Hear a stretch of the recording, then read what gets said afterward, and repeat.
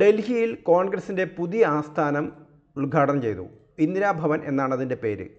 BJP ആസ്ഥാനത്ത് നിന്ന് 1 kilometre മാത്രമാണ് അതിന് അകലം. ആം ആദ്മി പാർട്ടിയുടെ ആസ്ഥാനവും അതിനടുത്താണ്. എന്നാൽ ഇന്ദിരാഭവൻ സ്ഥിതി ചെയ്യുന്നത് 9A കോട്ട്ല റോഡിലാണ്. യഥാർത്ഥത്തിൽ കോൺഗ്രസ് ആസ്ഥാനം സ്ഥിതി ചെയ്യുന്നത് ദീൻദയാൽ മാർഗിലാണ്. BJP ഓഫീസ് ദീൻദയാൽ മാർഗിലെ 6-ാം നമ്പർ കെട്ടിടത്തിലാണ്. എന്നാൽ കോൺഗ്രസിൻ്റെ ഓഫീസിൻ്റെ പിൻഭാഗത്തുള്ളത് കോട്ട്ല റോഡും. ഇപ്പോൾ കോൺഗ്രസിൻ്റെ ഓഫീസിൻ്റെ അഡ്രസ് 9A കോട്ട്ല റോഡ് എന്നാണ്.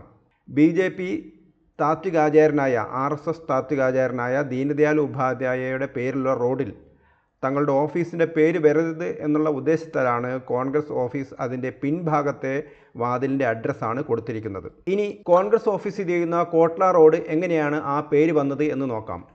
14-ാം നൂറ്റാണ്ടിലെ ഡൽഹി സുൽത്താനായിരുന്ന ഫിറോസ് ഷാ തുഗ്ലക്, അദ്ദേഹമാണ് ഫിറോസ് ഷാ കോട്ട്ല പണിതത്, അതായത് ഒരു കോട്ട പണിതത്. ആ കോട്ടയുടെ പേരിലാണ് ഈ റോഡ് അറിയപ്പെടുന്നത്, കോട്ട്ല റോഡ്.